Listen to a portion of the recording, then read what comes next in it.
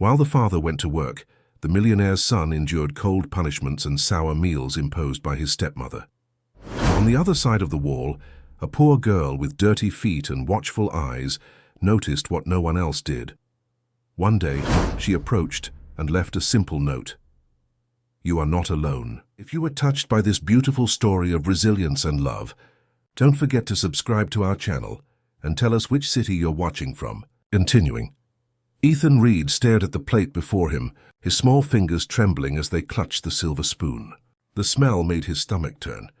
The rice was soggy, forming a grayish mass beneath what appeared to be meat, but smelled like something left too long in the sun.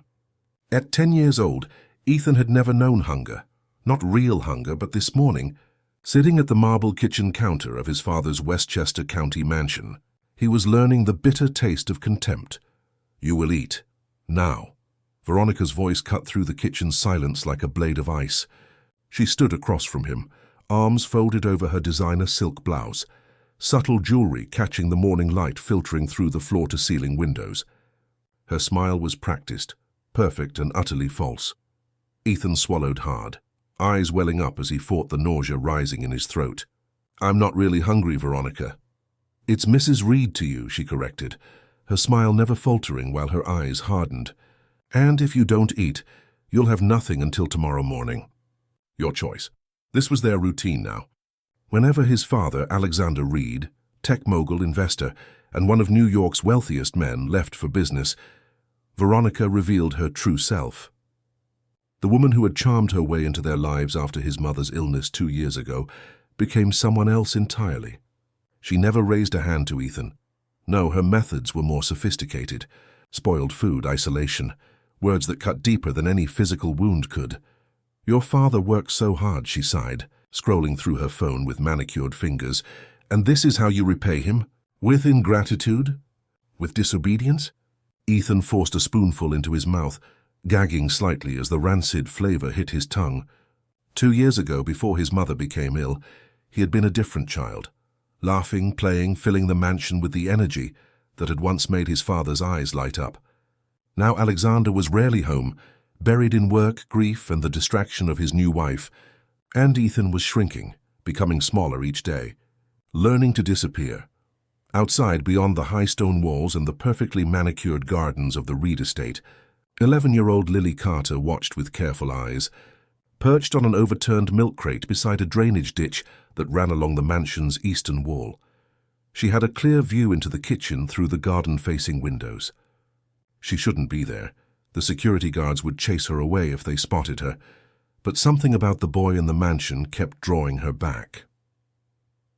Lily lived in Oakwood Gardens, though there were neither oaks nor gardens in the rundown housing development that bordered the affluent neighborhood where the Reeds and families like them resided.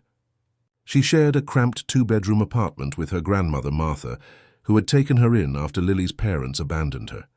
Martha did her best, working double shifts as a hospital custodian, but at 72 her body was failing faster than her spirit. "What do you see up in those fancy houses?" Martha had asked her once, catching Lily sneaking back home with mud on her sneakers. "People who have everything but look like they got nothing," Lily had answered, and Martha hadn't questioned her explorations again. Today, Lily had brought a tattered sketchbook and some colored pencil stubs she'd salvaged from the art room trash at school. Drawing was her escape, her way of processing a world that had given her so little, but expected her to make something of herself anyway. Her clothes were second-hand, her shoes had holes, but her eyes missed nothing. For weeks now she had observed the Reed mansion, fascinated by its opulence, but increasingly troubled by what she glimpsed through its windows. The small boy who lived there seemed to grow sadder by the day. She had seen him playing alone in the vast gardens, had watched as the elegant woman, his mother, no too young must be a stepmother, spoke to him with smiles that never reached her eyes. Today something was different. Through the kitchen window, Lily could see the boy trying to eat something while the woman berated him. Even from this distance, Lily could tell the food wasn't right. The boy's face contorted with each bite, and something protective stirred inside her. Without thinking about consequences, Lily slipped through a gap in the hedge where the groundskeeper had yet to repair the damage from the last storm. She crept across the immaculate lawn, keeping low, until she reached the stone patio that extended from the kitchen. The window was partially open to let in the spring air. "You don't have to eat that," she whispered, just loud enough for the boy to hear. Both the boy and the woman turned, startled. The woman's perfectly composed face contorted with fury when she spotted Lily. "How dare you? Get off my property, you filthy little trespasser!" Veronica shrieked, rushing toward the window. Lily bolted, her heart pounding, but not before she caught the boy's expression. A mixture of fear, hope, and something like recognition, as if he'd been waiting for someone, anyone, to see what was happening to him. As she ran, Lily noticed something that made her blood run cold. The sleeve of the boy's shirt had ridden up, revealing purplish marks on his arm that looked nothing like the bruises kids got from playing. Back at her apartment that evening, Lily couldn't forget what she'd seen. She sat at the wobbly kitchen table, sketching the boy's face as Martha prepared a simple dinner of beans and rice, their usual Friday meal. "You look troubled." "Little bird," Martha said, using the nickname she'd given Lily when she was small. "Something happened at school." Lily shook her head, unsure how to explain. "Grandma, if you saw someone hurting a kid, what would you do?" Martha's weathered hands paused over the pot. "I'd step in and stop it. Then I'd make sure that child was safe." She turned to face her granddaughter. "Why, someone hurting you?" "Not me," Lily said quickly. "It's this boy. He lives in one of the big houses. I think his stepmother is doing bad things to him." Martha sighed, lowering herself into the chair across from Lily. "Those fancy neighborhoods, they got problems just like ours. Only they hide 'em better behind those big walls. His dad doesn't seem to know," Lily continued. "I've seen him. He looks sad too, but different. Like he's not really seeing what's happening." Martha reached across the table and took Lily's hand. "Listen to me. Rich folks' problems ain't for us to solve. We got enough of our own." But that night, as Lily lay on her fold-out couch in the living room, listening to her grandmother's soft snoring from the bedroom, she couldn't stop thinking about the boy in the mansion. She knew what it was like to feel alone, to be at the mercy of circumstances beyond her control. But at least she had Martha, who loved her fiercely despite their struggles. Who did that boy have? The next morning, Alexander Reed returned home early from a business trip, having forgotten important contract documents he needed for a meeting. The house was unusually quiet as he entered, placing his briefcase on the marble-topped table in the foyer. "Veronica?" "Ethan?" he called out, his voice echoing through the cavernous entrance hall. No answer came. Alexander loosened his tie, a sense of unease creeping over him. Since losing his wife Claire to illness, the house had never felt like home again. He had married Veronica quickly, too quickly, his friends had warned, hoping to fill the void and provide Ethan with a mother figure. But lately something felt off. Ethan had become withdrawn, barely speaking during the rare dinners they shared together. Alexander made his way upstairs toward Ethan's bedroom. The door was closed, unusual for daytime. He knocked gently. "Ethan? Son, are you in there?" A shuffling sound. Then the door opened slightly. Ethan stood there, his face pale, eyes downcast. "Hey, buddy, why aren't you outside playing? It's a beautiful day." Ethan shrugged. "Veronica said I need to finish my homework first." Alexander frowned. It was Saturday, and Ethan was an excellent student who always completed his assignments promptly. He glanced past his son into the room. The curtains were drawn, casting the space in gloomy shadows. On the bedside table sat a plate with what appeared to be congealed food. "What's this?" Alexander asked, stepping into the room. "My lunch," Ethan replied softly. I wasn't hungry." Something in his son's tone made Alexander's paternal instincts flare. He placed a hand on Ethan's shoulder, noticing how the boy flinched slightly at his touch. "Ethan, is everything okay? You know you can tell me anything, right?"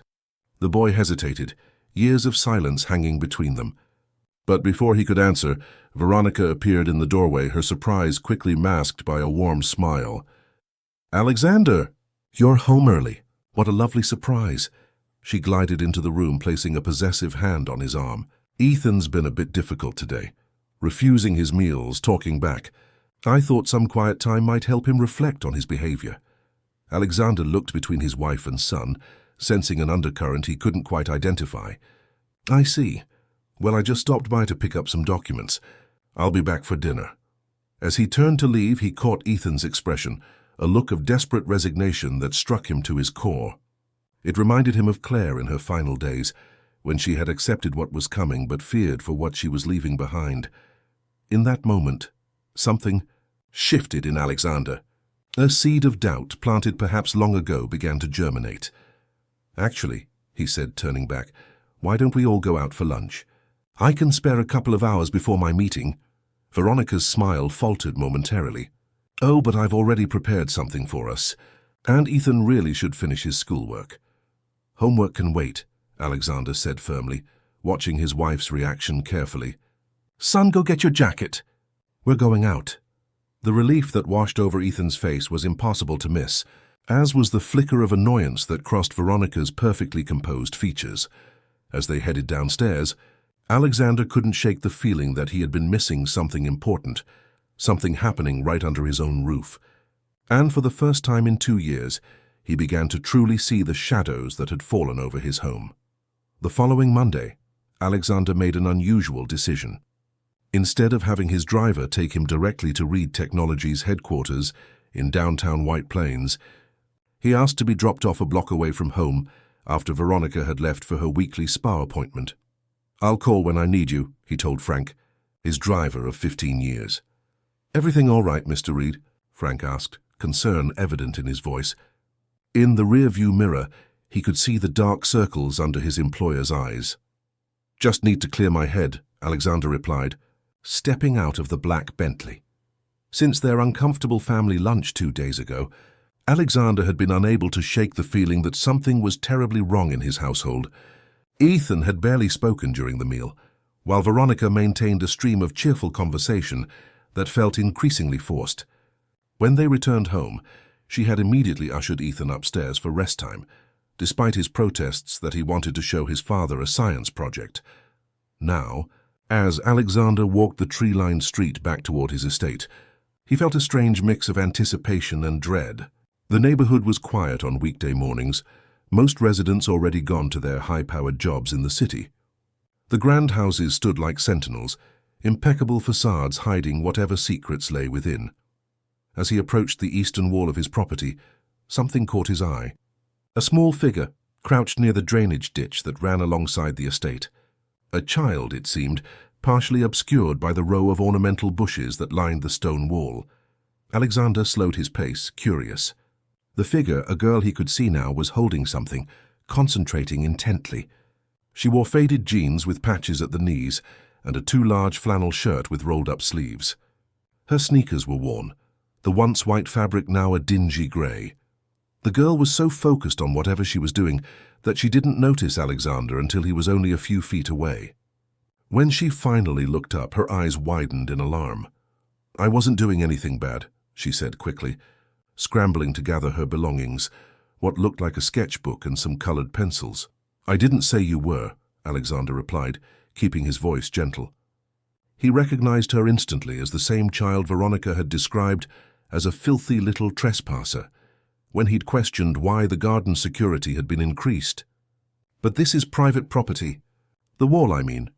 The girl nodded, standing up straight and meeting his gaze with surprising directness. "I know, I'm sorry. I was just—" She hesitated, clutching her sketchbook tightly. "Drawing?" Alexander supplied, genuinely curious now. "What were you drawing?" She bit her lip, then made a decision. With cautious movements, she turned the sketchbook around to show him.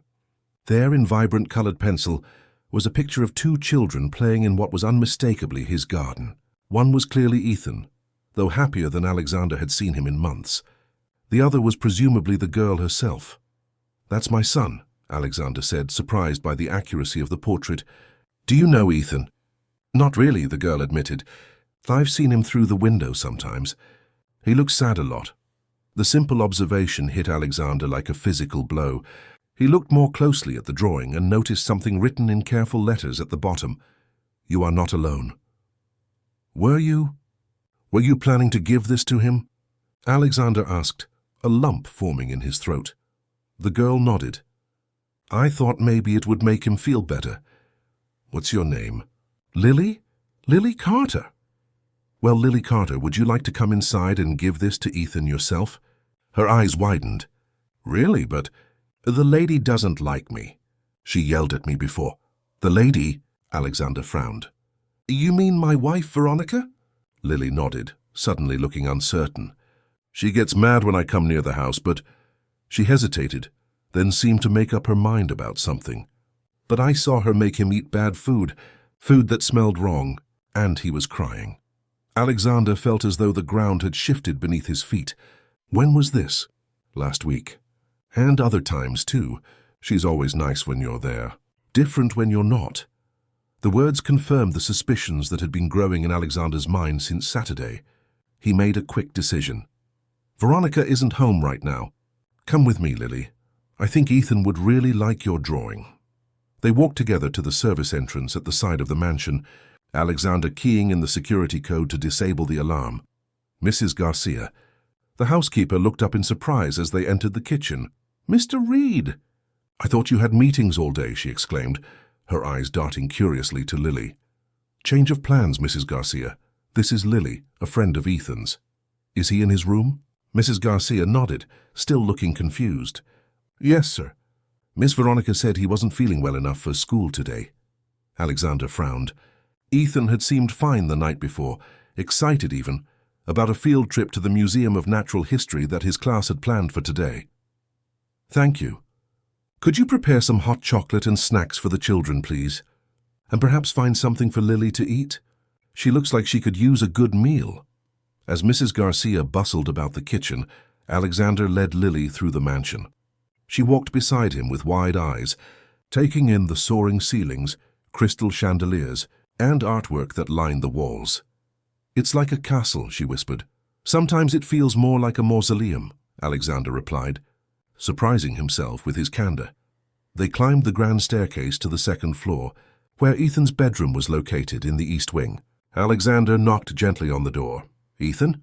Son, it's Dad. May I come in? Silence, then a muffled, yes. Alexander opened the door to find Ethan sitting on his bed, still in pajamas, despite it being nearly noon. The boy looked pale, with dark circles under his eyes that mirrored his father's. His expression was guarded until he spotted Lily standing beside Alexander. Recognition flashed across his face. You're the girl from the window, he said. Lily nodded, suddenly shy. I brought you something. She stepped forward, offering her sketchbook open to the drawing. Ethan took it carefully as if it might disintegrate in his hands. As he studied the colorful illustration, his eyes filled with tears. Do you like it? Lily asked anxiously. Ethan nodded, unable to speak. A tear slipped down his cheek. Alexander watched the interaction with a growing sense of both heartbreak and clarity. He sat down beside his son on the bed. Ethan, he said gently, Lily told me something that concerns me. She said Veronica gives you food that doesn't seem right. Is that true? The boy froze, his fingers tightening on the edges of the sketchbook. Fear flashed across his face. A fear no child should feel in their own home, Alexander realized with mounting horror. You can tell me, son. No matter what, I'm on your side, always. For a long moment, Ethan remained silent. Then, with his eyes fixed on Lily's drawing, he began to speak. The words came haltingly at first, then in a rush, like a dam breaking after years of pressure. He told his father about the spoiled food, the long hours locked in his room, the cruel words when no one else was listening. He spoke of being pinched hard enough to bruise when he misbehaved, of Veronica's icy rage that would descend the moment Alexander left the house. She said if I told you, you wouldn't believe me, Ethan whispered. She said you'd send me away to boarding school because you were tired of dealing with me. Alexander felt physically ill. How had he not seen this? How had he failed his son so completely? She told me you were busy because you didn't want to be around me, Ethan continued, each word a knife to Alexander's heart. That after Mom got sick, I was too much trouble. None of that is true, Alexander said firmly, pulling his son into an embrace. None of it. I love you more than anything in this world, Ethan, and I am so sorry that I didn't protect you. As Ethan sobbed against his shoulder, Alexander looked up to see Lily watching them, her young face solemn with a wisdom beyond her years. This child from the other side of the wall with her patched clothes and worn sneakers had seen what he had been blind to. She had reached out to help his son when he himself had failed to do so. Thank you, he mouthed silently over Ethan's head. Lily gave a small nod, then turned as Mrs. Garcia appeared in the doorway with a tray of hot chocolate and cookies. The housekeeper's eyes widened at the scene before her. Mr. Reed holding his crying son, a strange girl in tattered clothes standing nearby. "Mrs. Garcia," Alexander said, his voice steady despite the storm of emotions within him, "would you please call my attorney, Mr. Sullivan, and ask him to come to the house immediately? Tell him it's an emergency." "Of course, Mr. Reed," she replied, setting down the tray and withdrawing quickly. Alexander turned back to his son.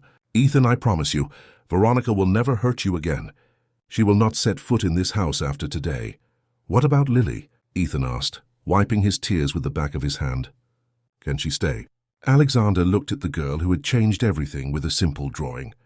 She stood awkwardly by the door, clearly uncertain of her place in this unfolding drama. "Lily, where do you live?" he asked. "Oakwood Gardens with my grandma," she replied. "She works at St. Vincent's Hospital as a cleaner." Alexander nodded. "Would you like to stay for lunch? And perhaps you could come visit again if your grandmother approves." Lily's face lit up. "Really? I could come back?" "Any time," Alexander assured her. "You'll always be welcome here." As the children settled with their hot chocolate, Alexander stepped into the hallway to make a phone call. He needed to contact security to ensure Veronica wouldn't be allowed back on the property. He needed to speak with his lawyer about divorce proceedings and protective orders. He needed to hire a child psychologist for Ethan. But first, he needed to thank the universe for sending this remarkable little girl who had opened his eyes to the truth. When he returned to the bedroom, he found Ethan showing Lily his collection of science books, the two of them already comfortable together in that mysterious way children have of forming instant connections. For the first time in years, his son was smiling, really smiling.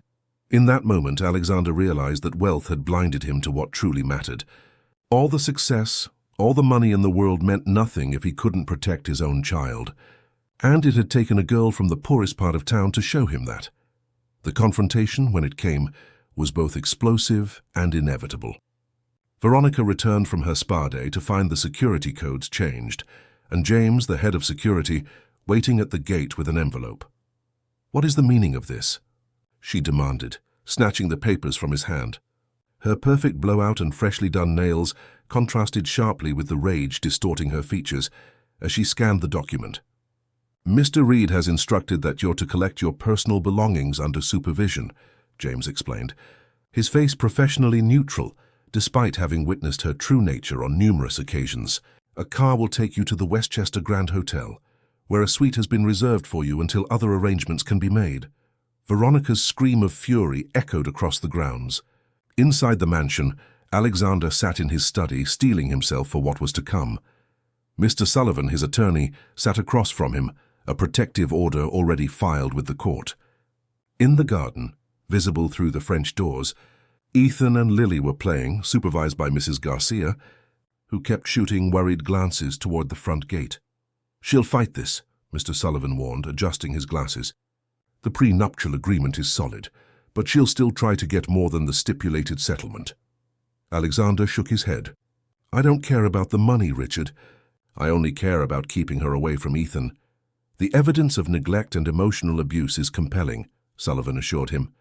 "The photos of the spoiled food, Ethan's testimony, Mrs. Garcia's statement about being instructed not to feed him certain days. It's enough for the protective order. And with your resources, no judge will grant Veronica unsupervised visitation, let alone custody." The sound of heels clicking furiously on marble alerted them to Veronica's approach. Despite security's instructions, she had stormed past them into the house. The study door flew open, revealing Veronica, her careful facade completely shattered. "You ungrateful bastard," she spat, ignoring Sullivan's presence. "After everything I've done for you and that brat?" Alexander rose slowly, his voice deadly calm. "Security will escort you to collect your clothes and jewelry. Nothing else. You have 1 hour. This is because of that filthy little street urchin, isn't it?" Veronica hissed. "I saw her sneaking around." "She's filled your head with lies. Lily showed me what I was too blind to see," Alexander replied. "But Ethan told me everything. The food poisoning, the isolation, the bruises." Veronica's expression shifted, a desperate calculation happening behind her eyes. Ethan is troubled. He makes things up for attention. You know how children are. Not my child, Alexander said firmly. Not until you came into our lives. Sullivan cleared his throat. Mrs. Reed, I advise you not to say anything further without legal representation. The terms of the separation are outlined in the documents you received. Any violation of the protective order will result in immediate legal consequences. For a moment it seemed Veronica might launch herself physically at Alexander. Instead she straightened, her mask of composure slipping back into place with practiced ease. You'll regret this, she said softly. Both of you will. As security led her away, Alexander felt a weight lifting from his shoulders and a new responsibility settling in its place. He went to the garden, where Ethan was showing Lily how to use the telescope his grandfather had given him for his last birthday. Is she gone? Ethan asked, his voice small despite the brave front he put on. She's leaving now, Alexander assured him, placing a protective hand on his son's shoulder. She won't hurt you again. Lily stood slightly apart, watching them with those observant eyes that seemed to miss nothing. My grandma will be worried, she said suddenly. I should go home. Of course, Alexander replied. Let me call my driver to take you. Lily shook her head. I can walk. It's not far. At least let me walk with you, Alexander insisted. I'd like to meet your grandmother, thank her for raising such an extraordinary young lady.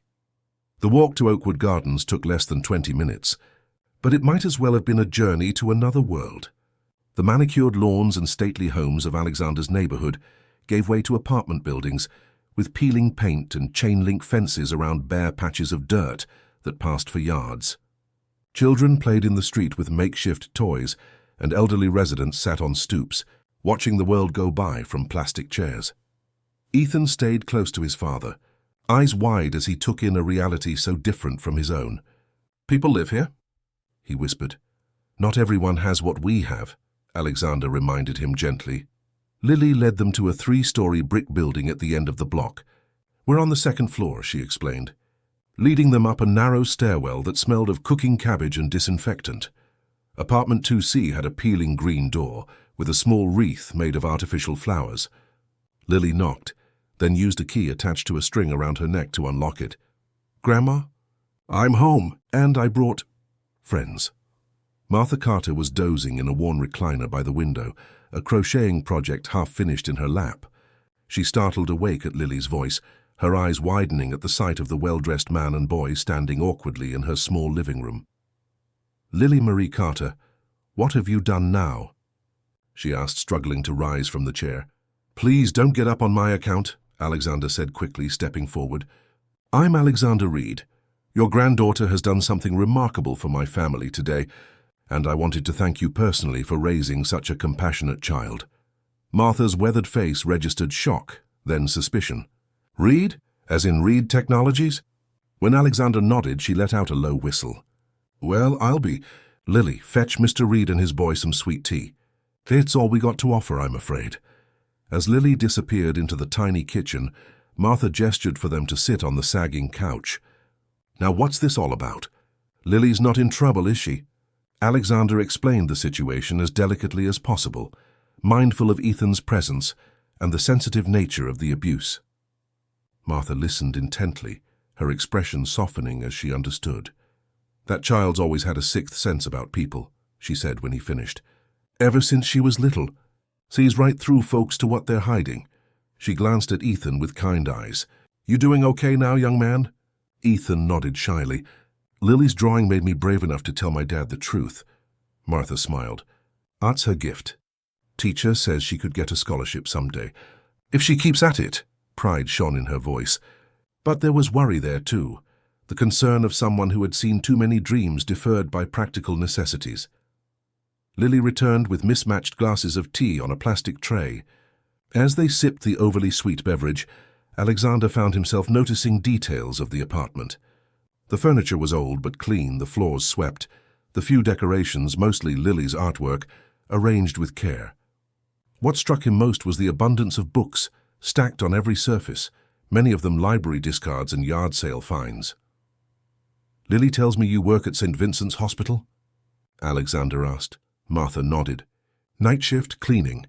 Been there 30 years now. They'd let me retire with a little pension, but it wouldn't be enough, not with Lily to raise. She straightened in her chair. We managed just fine, though. I don't want you thinking we need charity. I would never presume, Alexander assured her. But I do have a proposition if you'll hear me out. Martha raised an eyebrow, waiting. Ethan has been through a traumatic experience, Alexander explained. He needs stability and support, and he seems to have connected with Lily in a way that... He paused, emotion briefly overwhelming him. In a way that reminds me of how he was before his mother became ill. Before everything changed. What are you suggesting, Mr. Reed? Martha asked, though her sharp eyes suggested she already knew. I'd like to offer Lily a position as Ethan's companion, a friend who could spend time at our home after school, perhaps on weekends. She'd have access to our library, art supplies, whatever she needs for her studies. And, of course, there would be compensation. Martha's expression turned guarded. You want to hire my granddaughter? Alexander realized how it sounded. Not as staff, as family, he corrected. The kind of family that looks out for each other. Ethan needs Lily's friendship and perspective. And perhaps Lily might benefit from the resources we can provide. And what do you get out of this arrangement? Martha asked, direct as ever. Alexander considered his answer carefully. A chance to be a better father. A reminder of what really matters. He looked at Ethan, who was examining Lily's bookshelf with interest. And maybe a way to tear down some walls that should never have been built in the first place. Martha was quiet for a long moment, studying him with eyes that had seen too much of life to be easily fooled. Finally she nodded. I'll consider it. But we do this proper, with boundaries and respect on both sides. Lily ain't a charity case and she ain't a servant either. I wouldn't want it any other way, Alexander agreed. As they prepared to leave, Ethan turned to Lily. Will you come tomorrow? After school? I could show you my science kit. It has a real microscope. Lily looked to her grandmother, who gave a slight nod. I'd like that, she said, smiling for the first time since they'd entered the apartment. Outside, as they walked back toward the Reed estate, Ethan was unusually quiet. Alexander gave him space, knowing his son was processing the events of this extraordinary day. Dad? Ethan finally said, as they approached their neighborhood. Lily's apartment is really small. Yes, it is, but she has more books than I do, and her grandma seems nice. Alexander nodded, waiting for the question he sensed was coming. Why do we have so much and they have so little? Ethan asked, Is it fair? Alexander sighed, placing a hand on his son's shoulder. No, Ethan, it's not fair. Life rarely is. But perhaps that's why it's so important to share what we have with others. Like with Lily and her grandma? Exactly like that, Alexander confirmed. Though I suspect they may end up giving us more than we give them. That night, after tucking Ethan into bed and assuring him that the security system would keep them safe, Alexander sat in his study, nursing a glass of whiskey. On his desk lay the beginnings of divorce papers, a preliminary report from a private investigator he'd hired to look into Veronica's background, and a hastily drawn-up contract for a college fund he planned to establish for Lily Carter. He picked up his phone and dialed a number he hadn't called in far too long. Michael, it's Alex Reed. Yes, it has been a while. Listen, I need your help with something important. It's about Oakwood Gardens. As he outlined his plan to his old college friend, now a city council member, Alexander felt more purposeful than he had in years. The walls he had built around his grief after Claire's illness, walls that had allowed someone like Veronica to infiltrate their lives, were finally coming down, and it had taken a child with holes in her shoes to show him the way. Spring bloomed into summer, and with it, an unlikely friendship flourished between the mansion and the housing project. Every afternoon after school, Frank would pick up Lily from Oakwood Elementary and bring her to the Reed estate, where Ethan waited eagerly by the window, counting the minutes until her arrival. By July, when school let out, Lily was spending most days at the mansion, returning home to Martha each evening with stories of adventures and new discoveries. Alexander watched the transformation in his son with a mixture of joy and lingering guilt. The withdrawn, frightened boy was slowly returning to the curious, energetic child he had been before tragedy struck their family. Ethan laughed now, real laughter that rang through the house. chasing away the silence that had settled over them for too long.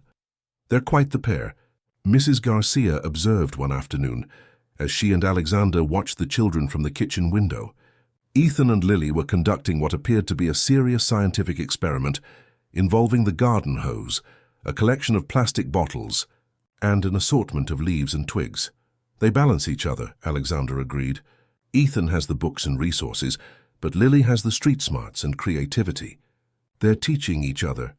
What he didn't say was how much they were teaching him as well. Through Lily's stories about life in Oakwood Gardens, Alexander was confronting his own privileged blindness to the struggles of those less fortunate. The contrasts were sometimes stark and uncomfortable, like when Lily mentioned casually that her school had to share textbooks because they couldn't afford enough for each student, or when she explained that her grandmother often worked through illness because they couldn't afford for her to miss a paycheck. These revelations had sparked something in Alexander. He had always considered himself a generous man. He made regular donations to charities, and his company had a foundation that funded various causes. But now he was beginning to understand the difference between charity and justice, between giving from a distance and truly engaging with inequality. The divorce proceedings with Veronica were moving forward, despite her attempts to delay and extract a larger settlement. The preliminary investigation into her background had revealed troubling patterns. 2 previous marriages to wealthy men, both ending abruptly after short periods. There were suggestions of similar behavior toward stepchildren, though nothing that had resulted in legal action. Alexander had doubled security at the estate and at Ethan's summer program, unwilling to take any chances. Today, however, was not a day for dwelling on such concerns. It was Ethan's 11th birthday, and the mansion was being transformed for a celebration unlike any the Reed family had hosted before. "Dad, are you sure this is okay?" Ethan asked nervously, watching as caterers set up tables in the garden. "It's going to be a lot of people." Alexander squeezed his son's shoulder reassuringly. "It's more than okay. It's exactly what this house needs, some life and laughter." For instead of the formal, adult-centric parties Veronica had insisted upon, where Ethan was displayed briefly like a prop before being sent upstairs with a nanny, today's celebration would be child-focused and inclusive. At Ethan's request, they had invited his entire summer program class, plus all the children from Lily's building in Oakwood Gardens. Martha had helped coordinate with the other parents, many of whom were initially suspicious of the invitation to the Reed mansion. "They think it's some kind of charity stunt," Martha had explained bluntly when several families hesitated to accept. "Rich man showing off his generosity to the poor kids. What can I do to change their minds?" Alexander had asked, genuinely concerned. Martha had thought for a moment before answering. "Make it real. Make it about the children, not about you. And maybe come to Oakwood yourself to extend the invitation personally." So Alexander had spent an evening walking through Oakwood Gardens with Lily as his guide, knocking on doors and meeting families face to face. Many were surprised to find the CEO of Reed Technologies standing in their hallways, earnestly explaining that his son wanted their children to attend his birthday party. Some remained skeptical, but most eventually agreed, won over by Alexander's sincerity and by the fact that he had arranged for transportation for all the families. Now, as the first guests began to arrive, Alexander felt a nervous excitement he hadn't experienced in years. This mattered. This was about more than a birthday party. It was about tearing down the invisible barriers that separated his son's world from Lily's. "Mr. Reed," a small voice interrupted his thoughts. He turned to find Lily standing beside him, dressed in a new outfit that Martha had sewn for the occasion, a simple sundress made from bright yellow fabric with white daisies. "You look lovely, Lily," he said, smiling at her. "Is everything all right?" She nodded, then hesitated. "I made something for Ethan, for his birthday, but I'm not sure if it's good enough. The other kids are bringing store-bought presents."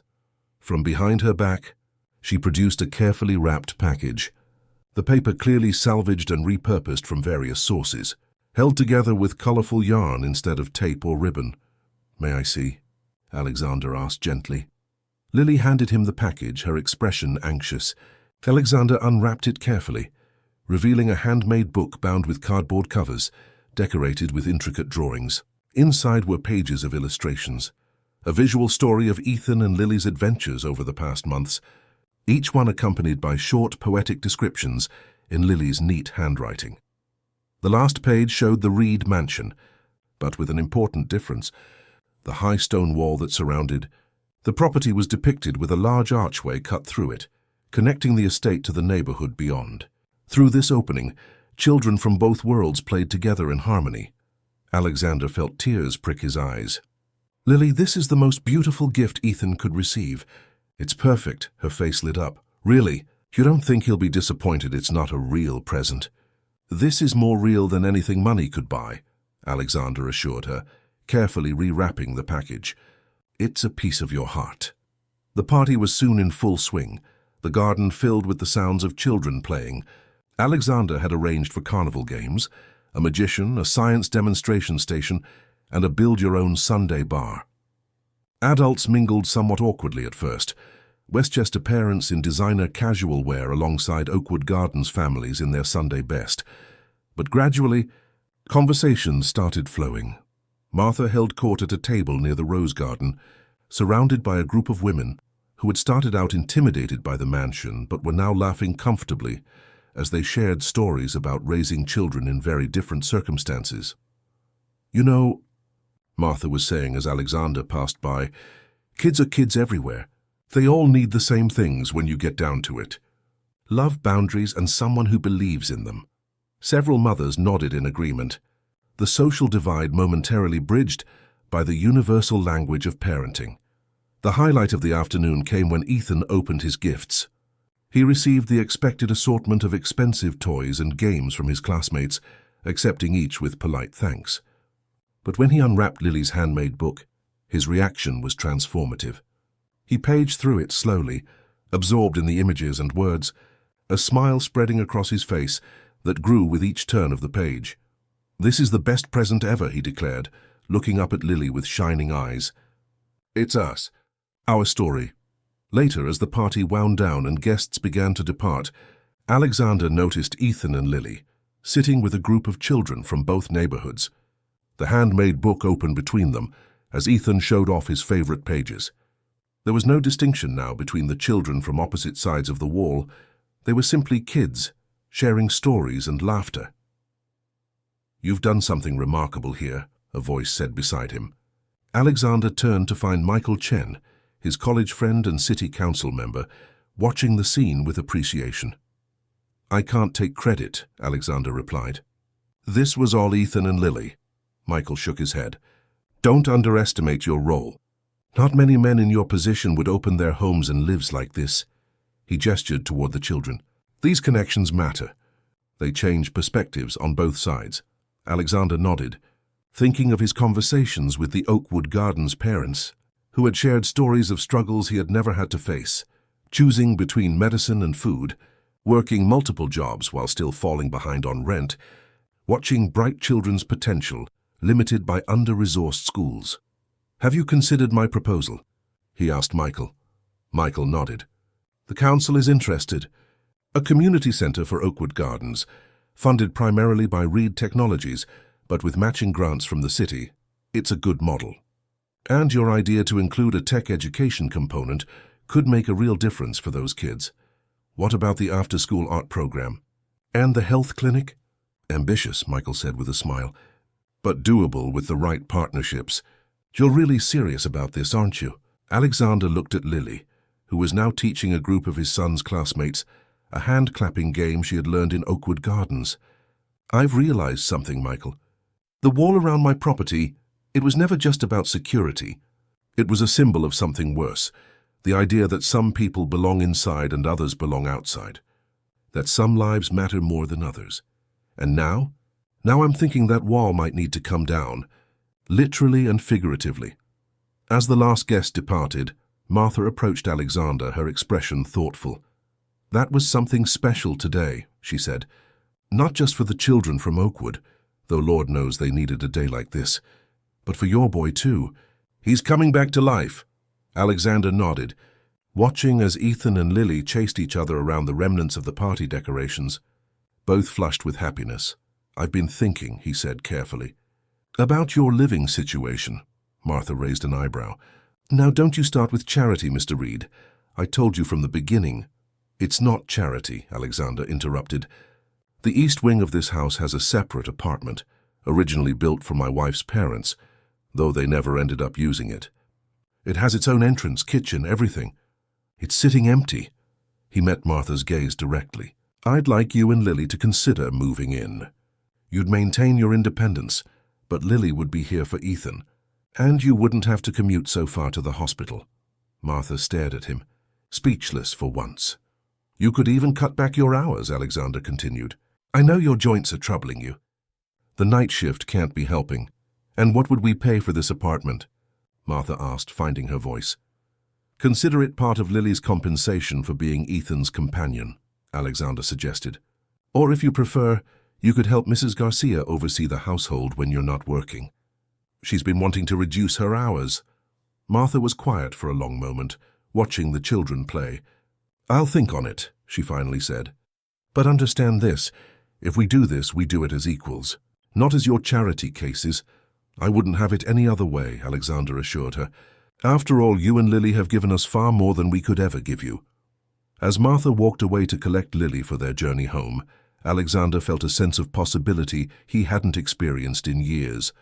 The walls were coming down between neighborhoods, between social classes, between past and future, and in their place, something new was being built. By September, when school resumed, Martha and Lily had moved into the East Wing apartment. The transition hadn't been seamless. Martha insisted on paying a modest rent despite Alexander's protests, and she continued working at the hospital, though reduced to part-time hours. The arrangement benefited everyone. Ethan thrived with Lily's daily presence. Martha's commute was drastically shortened, and Mrs. Garcia appreciated the help in managing the large household. The divorce proceedings were nearing completion, with Veronica finally accepting the settlement outlined in the prenuptial agreement after her attempts to claim a larger portion of Alexander's assets failed. According to Alexander's attorney, she had already relocated to Manhattan, apparently setting her sights on new prospects. The protective order remained in effect, and security at the Reed estate maintained vigilance. But as weeks passed without incident, everyone began to relax. On a crisp autumn morning, Alexander sat at the breakfast table with Ethan and Lily, reviewing their homework before school. Martha had already left for an early shift at the hospital, and Mrs. Garcia bustled about the kitchen, preparing lunches. Dad, can we go to the Science Museum this weekend? Ethan asked, spooning cereal into his mouth. They have a new exhibit about space exploration. I don't see why not, Alexander replied, checking his calendar. I'll need to move a meeting, but it's nothing that can't wait. Lily looked up from her English assignment. Could my friend Zoe come too? Her mom works weekends, and she never gets to go anywhere special. This had become a common occurrence, Lily extending their family outings to include children from Oakwood Gardens, whose parents couldn't afford such experiences. Alexander never hesitated to agree, recognizing how these connections were broadening Ethan's understanding of the world, while giving opportunities to kids who rarely had them. Of course, he said. The more the merrier. Maybe we could take everyone for pizza afterward. Both children beamed, and Alexander felt that now familiar warmth that had been missing from his life for so long. The simple joy of making his son happy, of seeing him secure and thriving. The Reed Technologies driver dropped the children at their respective schools before taking Alexander to the office. As CEO of one of the most successful tech firms in the Northeast, Alexander's days were typically packed with meetings and decisions that affected thousands of employees. Today, however, his focus was on a special project that had consumed much of his attention since the summer. The Oakwood Gardens Community Center was moving from concept to reality.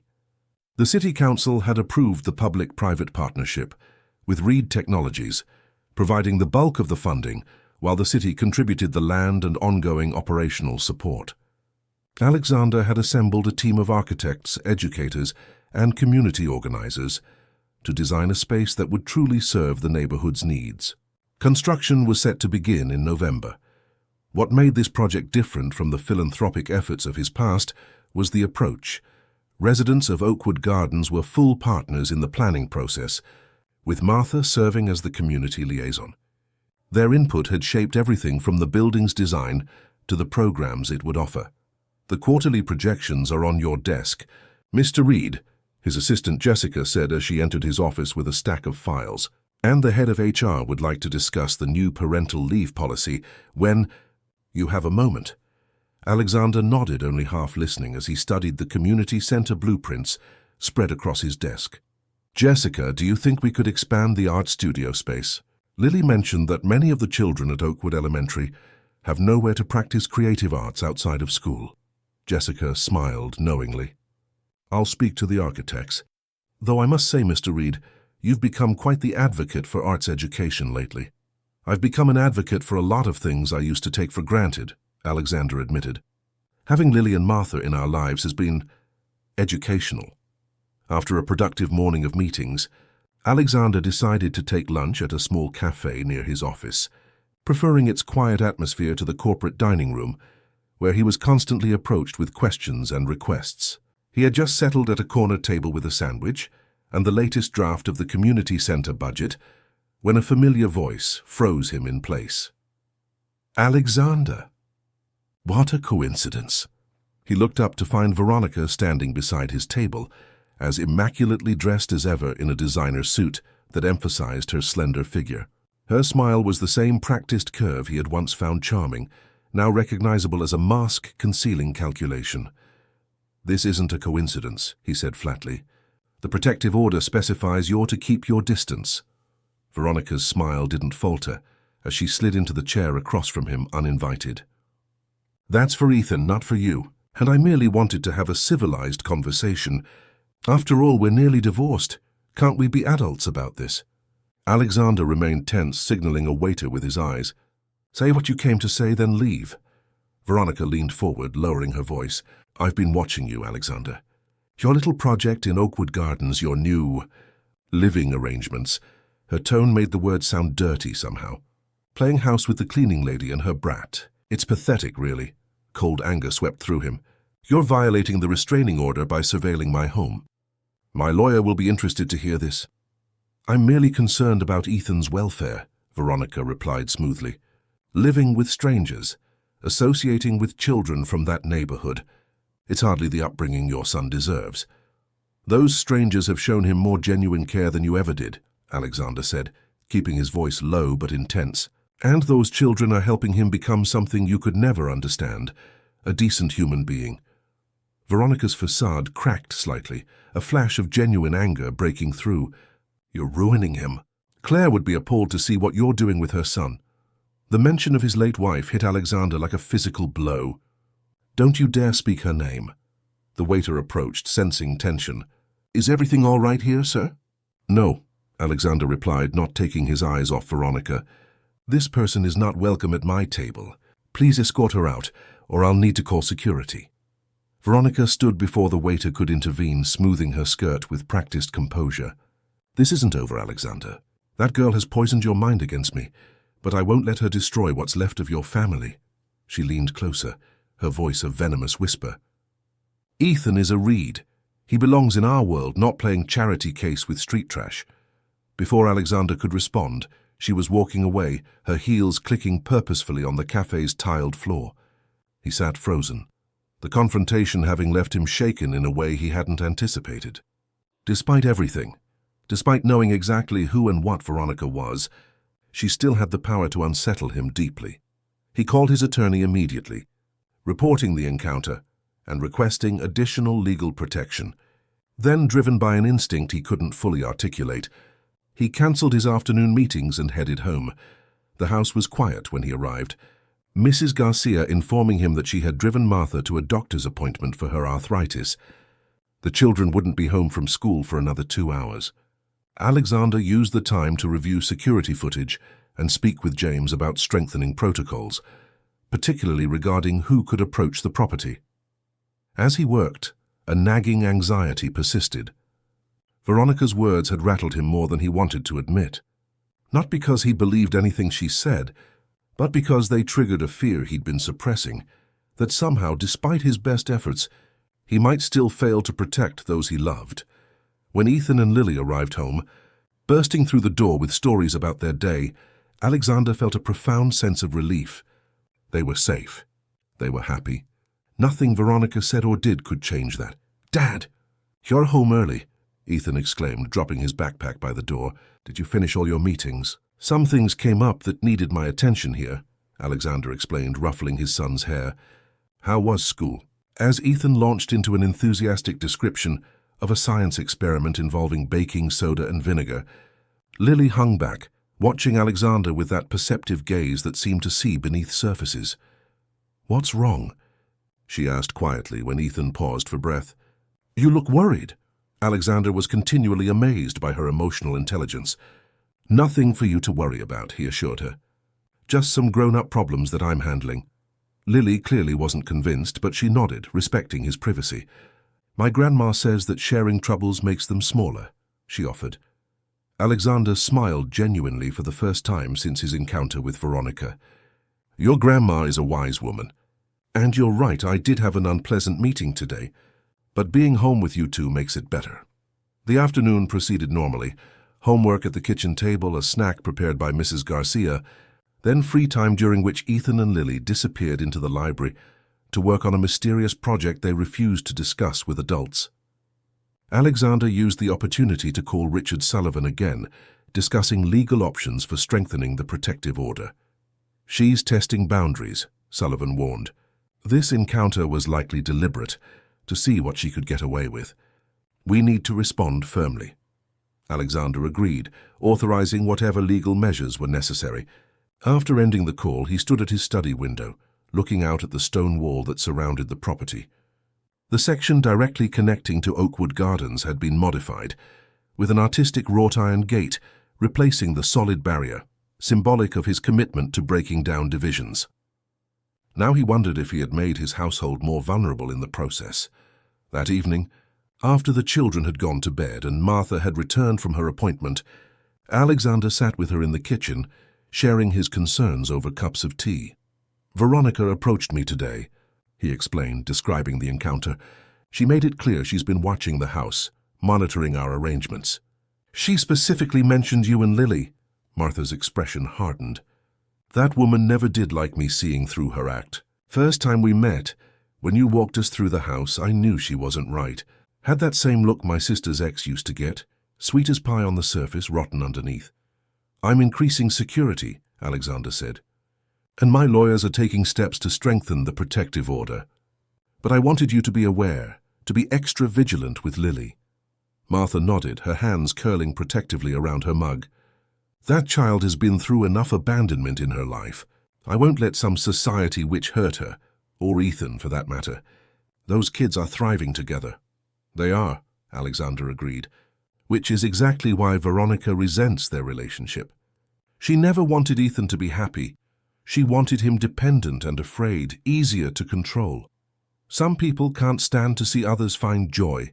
They can't create themselves," Martha observed. "But we won't let her poison what we've built here." As they talked, developing practical strategies for protecting the children, Alexander felt his anxiety gradually easing. Martha's steady presence and practical wisdom grounded him, reminding him that he wasn't facing this alone anymore. Later, checking on the sleeping children one last time before retiring, Alexander paused in Ethan's doorway. His son slept peacefully, surrounded by the books and projects that reflected his resurging curiosity and confidence. On his bedside table sat Lily's handmade birthday book, well worn now from frequent reading. Looking at his sleeping child, Alexander made a silent promise. No matter what shadows Veronica tried to cast over their lives, he would not allow fear to rebuild the walls they had worked so hard to dismantle. The connections they had formed, between families, between communities, between hearts, were too precious to surrender. The question that remained, lurking in the back of his mind as he finally drifted off to sleep, was just how far Veronica might go to shatter the new life they were building, and whether they were truly prepared for whatever she might do next. The weeks following Veronica's cafe appearance passed without incident, lulling Alexander into a cautious optimism. The divorce was finalized. The community center broke ground with a celebration that brought together residents from both Oakwood Gardens and the surrounding affluent neighborhoods, and the children settled into a comfortable rhythm of school, activities, and weekend adventures. November arrived with crisp winds and early sunsets, transforming the Reed estate's extensive gardens into a canvas of russet and gold. On a particularly fine Saturday morning, Alexander stood on the terrace watching Ethan and Lily rake leaves into enormous piles, only to leap into them with abandoned joy. Martha sat nearby in a wicker chair, a thick sweater wrapped around her shoulders as she worked on a crochet project. "Those two are going to need baths before lunch," she commented, smiling as the children emerged from a leaf pile, covered in foliage and giggling uncontrollably. Alexander nodded, savoring the moment of domestic tranquility. "Worth it, though. I can't remember the last time I saw Ethan this carefree." The sound of tires on gravel drew his attention to the circular driveway where Frank was pulling up in the company car. Alexander wasn't expecting any visitors, and tension immediately tightened his shoulders, a reflex developed since Veronica's threatening behavior. To his relief, the passenger who emerged was Jessica, his assistant, clutching a portfolio and looking uncharacteristically anxious. "I'm sorry to intrude on your weekend, Mr. Reed," she said as she approached the terrace, "but there's a situation that couldn't wait until Monday." Alexander gestured her toward his study, excusing himself from Martha.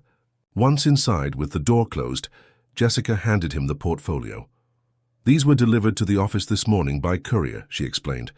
"The envelope was marked urgent and confidential, so I reviewed them. I thought you should see them immediately." Inside were photographs, dozens of them, shots of Lily walking to school, Martha at the hospital, Ethan and Lily playing in the garden, Alexander and Martha talking on the terrace. Some appeared to be taken with a telephoto lens from outside the property, others from public places like school grounds or the street. Most disturbing were the images of the Oakwood Gardens apartment where Lily and Martha had lived, now occupied by another family. Photos showed children playing outside, parents coming and going, ordinary activities made sinister by the surveillance. Accompanying the photos was a typed note. "Children should be with their own kind. The community center is a mistake. Reconsider or others will suffer for your poor judgment." "Has anyone else seen these?" Alexander asked, keeping his voice steady despite the anger and fear coursing through him. Jessica shook her head. "Only me. I brought them directly to you." "Thank you. Please call Richard Sullivan and ask him to come here as soon as possible. And contact James. I want security doubled immediately." After Jessica left to make the calls, Alexander sat heavily in his desk chair, the photos spread before him. This was escalation, clear and deliberate. No longer content with verbal threats, Veronica, or someone working for her, was actively monitoring not just his family, but others connected to the community center project. The protective order had done nothing to deter her. If anything, it had pushed her to more covert methods of intimidation.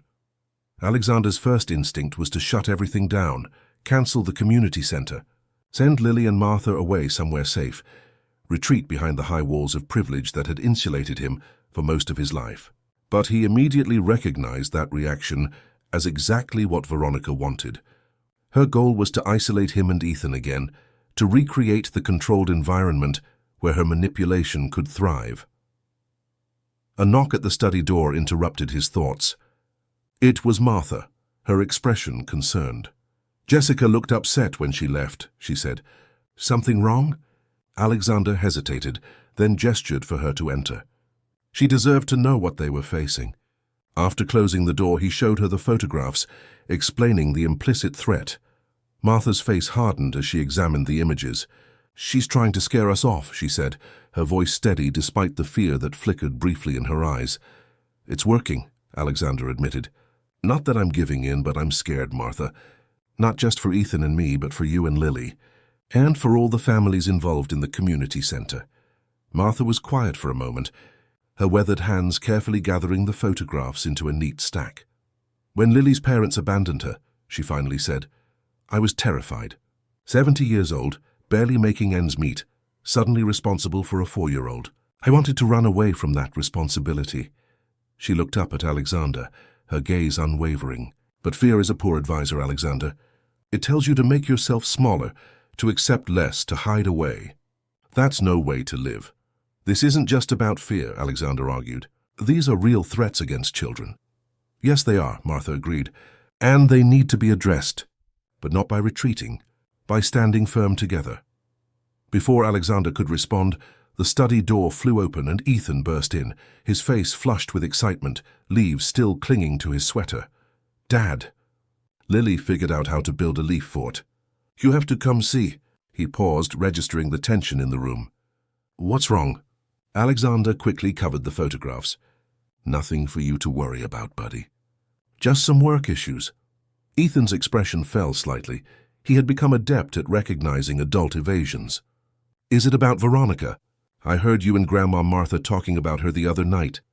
The casual way he referred to Martha as Grandma was still new, a development of the past few weeks that had brought tears to the older woman's eyes the first time she heard it. Now it was another reminder of what was at stake. "It is about Veronica," Alexander admitted, deciding honesty was the better approach.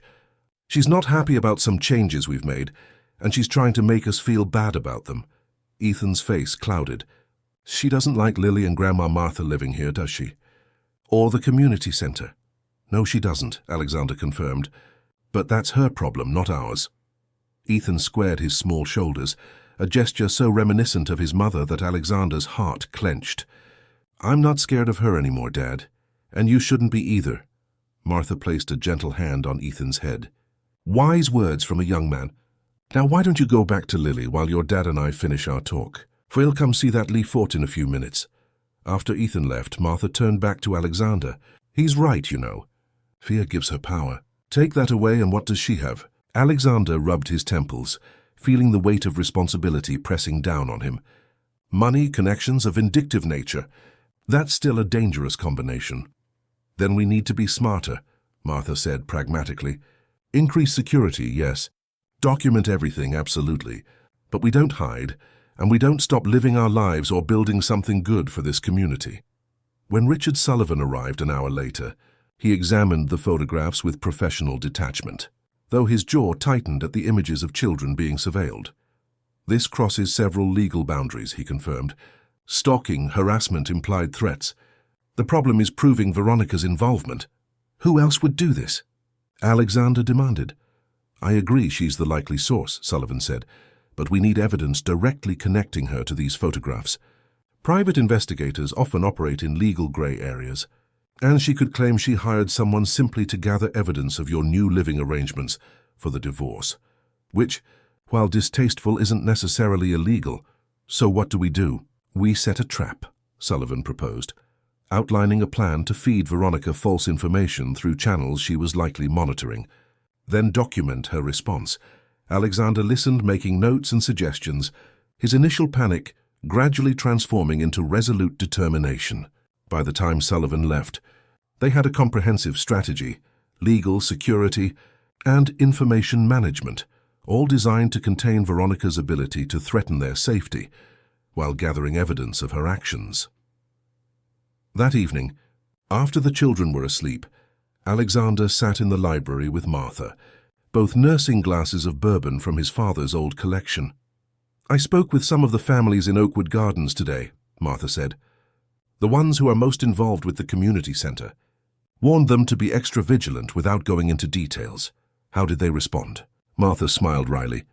"People from Oakwood know about adversity, Alexander. They face threats to their well-being every day, from landlords, from law enforcement, from systems stacked against them. One wealthy woman's tantrum doesn't scare them much." "I envy their resilience," Alexander admitted. "It's not something to envy. It's something they had no choice but to develop," Martha corrected him gently. "But it is something you can learn from. And Ethan is learning it from Lily every day." They sat in companionable silence for a while, the crackling fireplace casting dancing shadows across the room. The library had become the heart of the household in recent months, with its comfortable chairs, endless shelves of books, and large table where the children spread out their homework and art projects. "Claire would approve," Alexander said suddenly, his voice soft, "of everything we're doing. The community center, Lily and you being here. She always wanted our privilege to mean something beyond just accumulation." "Tell me about her," Martha encouraged. In all these months, Alexander had rarely spoken of his late wife, the grief still too raw despite the years that had passed. Alexander smiled, memories washing over him.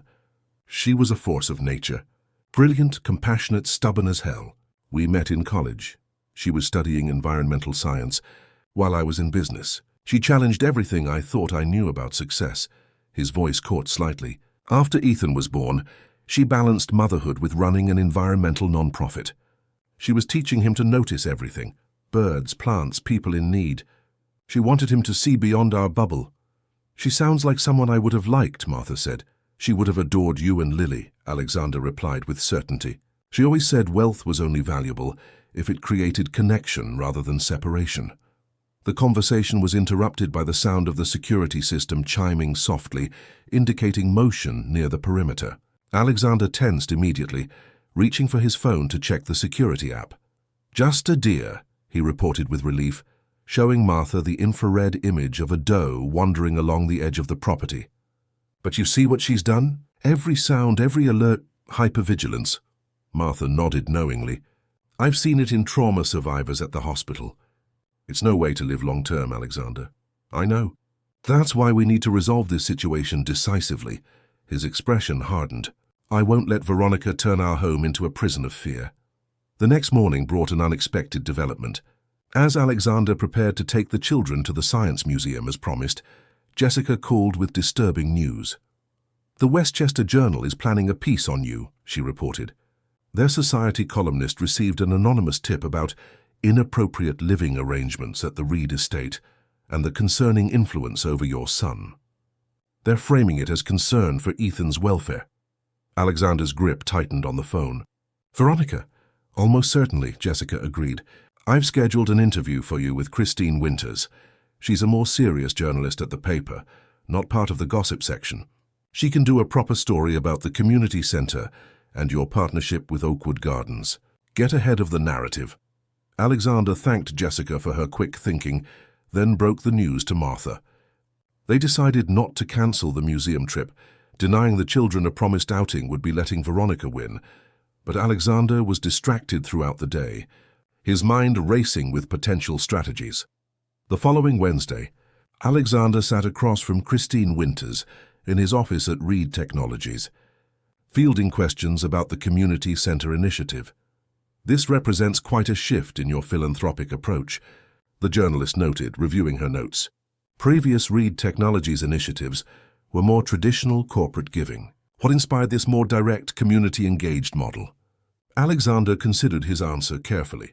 "Let's just say I've learned that meaningful change requires more than writing checks from a distance. It requires relationship, understanding, and genuine partnership. And this partnership extends to your personal life as well? I understand you've opened your home to a family from Oakwood Gardens." Alexander's expression remained neutral, though internally he noted the calculated phrasing, clearly influenced by Veronica's tip. "Martha Carter and her granddaughter Lily have become family to us," he stated firmly. "Martha serves as our household manager, and Lily has become a sister to my son, who was quite isolated after his mother's passing. They've brought life and perspective back into our home." The interview continued professionally, with Alexander deftly redirecting questions about his divorce and focusing instead on the educational and healthcare components of the community center. By the end, Winters seemed genuinely interested in the initiative, promising a substantive piece for the weekend edition. As she was gathering her materials, she paused. "Off the record, Mr. Reed, I received some disturbing photographs along with the tip about your household arrangements, pictures of children, including your son and the Carter girl. I didn't use them, of course, but you should know they're circulating."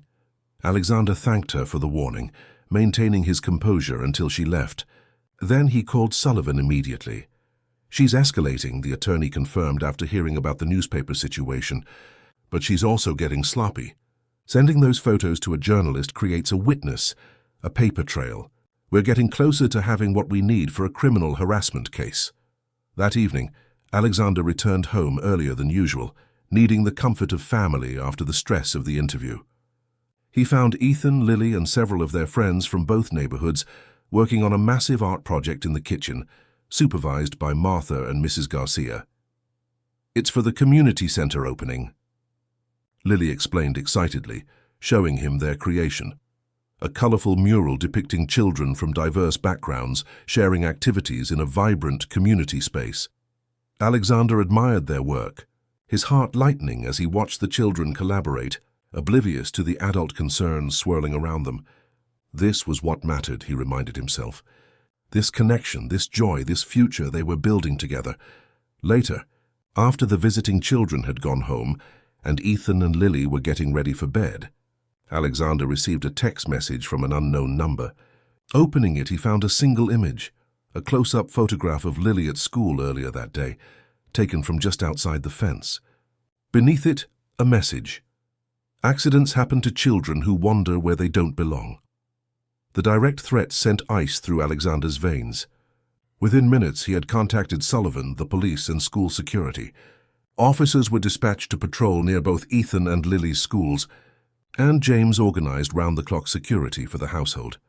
That night, unable to sleep, Alexander sat in the darkened kitchen, the threatening message displayed on his phone as he waited for updates from the police.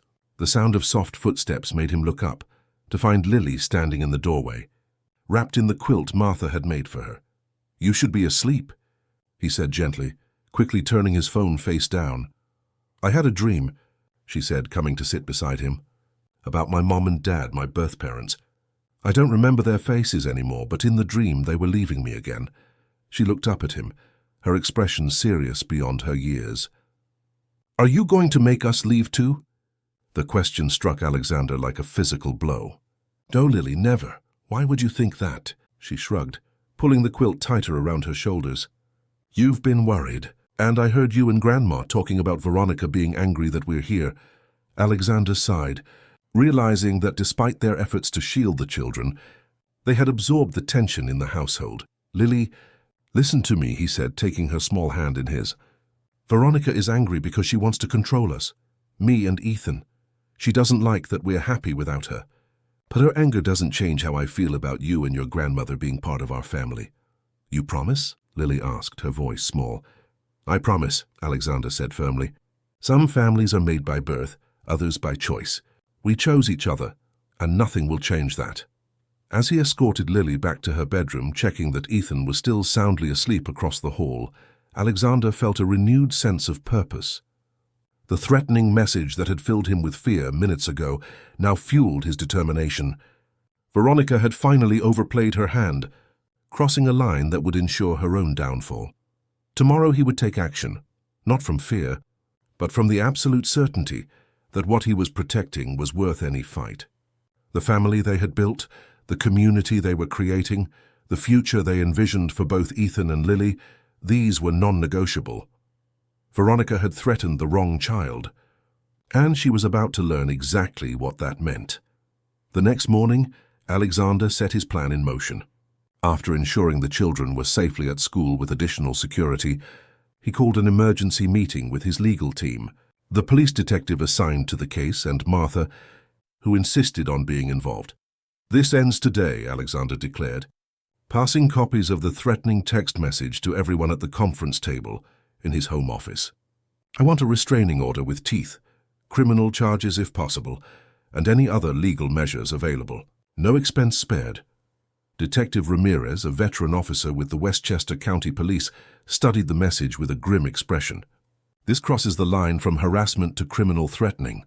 Combined with the surveillance photos and pattern of behavior, we have enough to bring her in for questioning." "Will that be enough to stop her?" Martha asked, her voice steady, despite the worry lines etched around her eyes. "Probably not immediately," Sullivan admitted. "But it begins building the legal case that can." The detective nodded. "Most stalkers escalate when confronted with legal consequences, at least initially. That's why we need a comprehensive safety plan alongside the legal measures." What followed was an intensive strategy session, with Alexander taking notes as the professionals outlined a multi-layered approach to protecting the household while gathering evidence against Veronica. By noon, they had a plan that balanced security with maintaining a sense of normalcy for the children.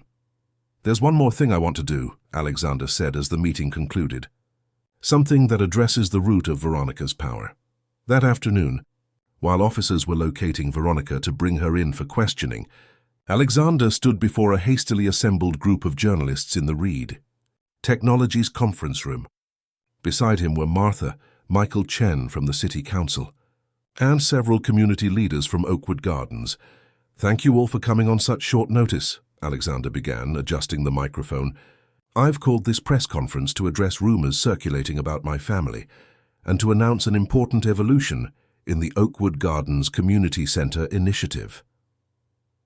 Cameras flashed as he continued, his voice growing stronger with each word. "First, let me be clear about something personal. In recent months, my son Ethan and I have been blessed by the addition of Martha Carter and her granddaughter Lily to our household. They are not employees or charitable projects. They are family, chosen and cherished. Any insinuation that this arrangement is inappropriate reflects outdated prejudices about who constitutes a proper family." Martha squeezed his arm in support as he paused, collecting his emotions. "Second, I'm announcing today that Reed Technologies is doubling its investment in the Oakwood Gardens Community Center, expanding the original plans to include affordable housing units, a small business incubator, and a scholarship fund for children from the neighborhood. This expanded initiative will be named the Claire Reed Foundation, in honor of my late wife, who always believed in breaking down barriers rather than reinforcing them." The announcement generated a buzz among the journalists. Alexander had deliberately not shared this development with his PR team, wanting the news to reach Veronica simultaneously with the public. "For too long, our community has been divided by invisible walls of privilege, prejudice, and fear," he continued. "My own family was nearly destroyed by someone who thrived on those divisions. Someone who believed that worth was determined by wealth, that certain people belonged inside while others remained outside." He didn't name Veronica directly, but the implication was clear to anyone familiar with the recent divorce. "Today we reject that worldview entirely. The future we're building for our children, for our community, is one of connection, not separation. So of bridges, not walls." Questions followed, most focusing on the expanded community center plans, though several reporters tried to probe about the someone Alexander had referenced. He deflected these gracefully, keeping the focus on the positive initiatives rather than personal drama. As the press conference concluded, Michael Chen approached with an admiring smile. "That was masterful, Alex. You just turned Veronica's weapon against her. Any attempt she makes now to undermine your family or the community center will look like exactly what it is: petty vengeance against a philanthropic initiative." Alexander nodded, feeling a weight lifting from his shoulders. Public sunlight is a powerful disinfectant. Let's see how her threats hold up when everyone's watching. That evening, as the family gathered for dinner, Alexander's phone rang with news from Detective Ramirez. Veronica had been brought in for questioning about the threatening message, but had refused to answer without her attorney present. Upon learning of the press conference, she had reportedly become enraged, demanding to leave immediately. "We've served her with the enhanced restraining order," Ramirez reported, "and we're executing a search warrant for her devices right now. The judge was particularly concerned about the photographs of minors." "Thank you, Detective," Alexander said, relief evident in his voice. "Please keep me updated." As they ate dinner, Ethan seemed to sense the shift in the household's emotional weather. "Did something happen today, Dad? You seem lighter." Alexander exchanged glances with Martha before responding. "Let's just say we took some steps to make sure our family stays safe and together." "Did it have to do with Veronica?" Lily asked perceptively. "Partially," Alexander admitted. "But more importantly, it was about making sure the good things we're building, our family, the community center, can't be threatened by fear or anger." The children seemed satisfied with this explanation, turning their conversation to more immediate concerns: a science project deadline, weekend plans, whether Mrs. Garcia would make her famous apple crisp for dessert. Later that evening, after the children were asleep, Alexander and Martha sat on the terrace despite the November chill, wrapped in warm jackets and sharing a pot of tea. "You think this will work?" Martha asked, gazing up at the stars barely visible through the light pollution. "The legal measures? The publicity strategy?" "I hope so," Alexander replied. "But either way, we've shown her that we won't be intimidated into silence or separation." Martha nodded thoughtfully. "It's a lesson many of us from Oakwood have learned the hard way." Standing together is always stronger than cowering alone. I wish I'd understood that sooner, Alexander admitted. After Claire became ill, I isolated myself, buried myself in work. It left Ethan vulnerable and me disconnected from what matters. Better late than never, Martha said pragmatically, patting his hand. And you're making up for lost time now. The weeks that followed brought steady progress.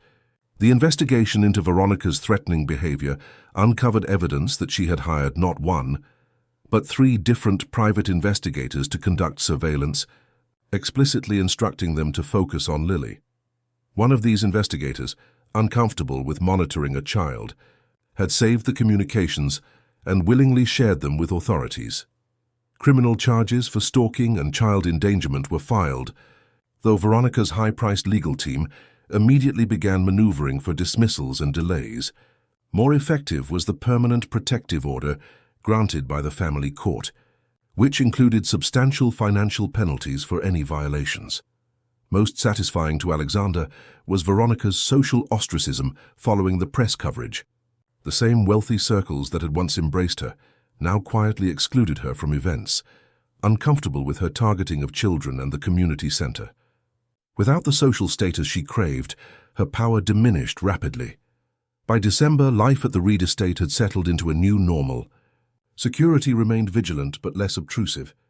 The children resumed their regular activities with minimal restrictions. And preparations for the holidays brought a festive atmosphere to the household that none of them had experienced in years. "I want a real tree," Ethan declared one Saturday morning at breakfast. "Like the one in Mum's old photographs." "That can certainly be arranged," Alexander agreed, mentally calculating where they could place a full-sized Christmas tree in the rarely used formal living room. "And can we make ornaments?" Lily asked excitedly. "My art teacher showed us how to make them from salt dough." "Of course," Martha chimed in. "My mother had a recipe for those. I think I still remember it."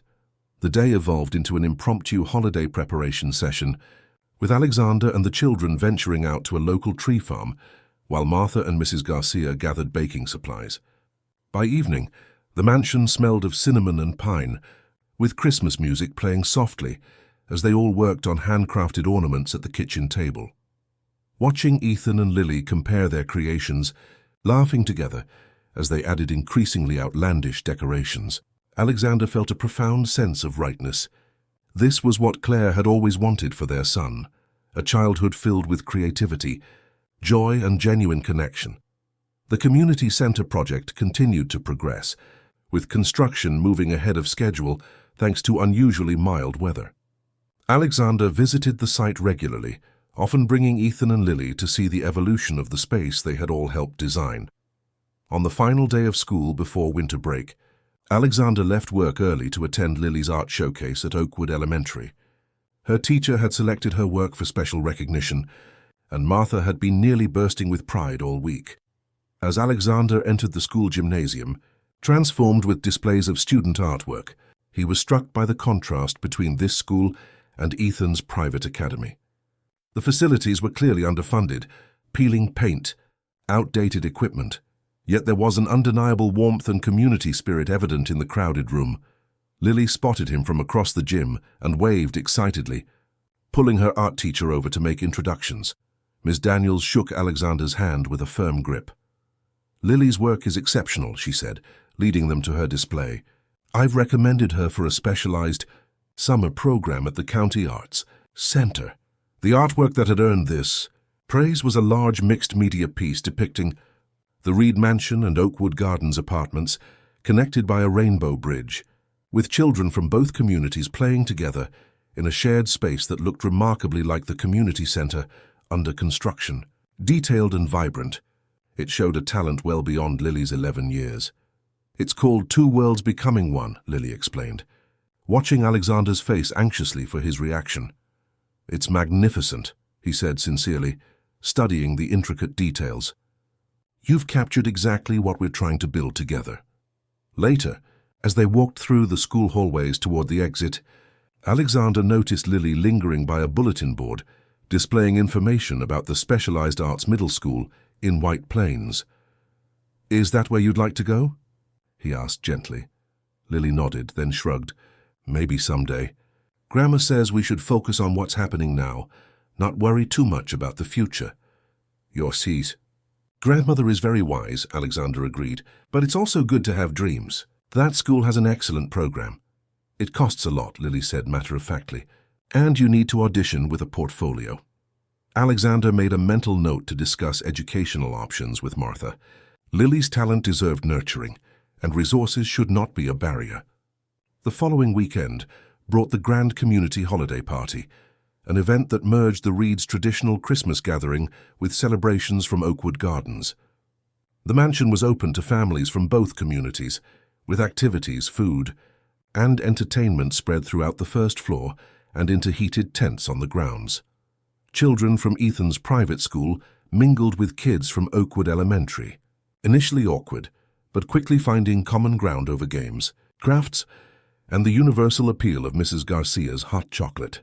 Parents who might never have crossed paths in ordinary circumstances found themselves in conversations about school challenges, local politics, and shared hopes for the community center.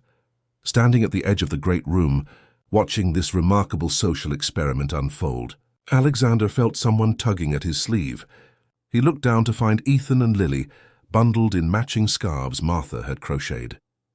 "Dad, can we show everyone the surprise now?" Ethan asked, practically vibrating with excitement. Alexander checked his watch. "I think it's time. Go tell Grandma Martha to gather everyone in the garden." The surprise had been the children's idea, developed in secret over the past weeks with Martha's help. As guests assembled in the garden, Alexander activated a switch, and suddenly the stone wall surrounding the property was illuminated with thousands of twinkling lights arranged in a specific pattern, the outline of the community center, with the words "Bridges, Not Walls" arching above it.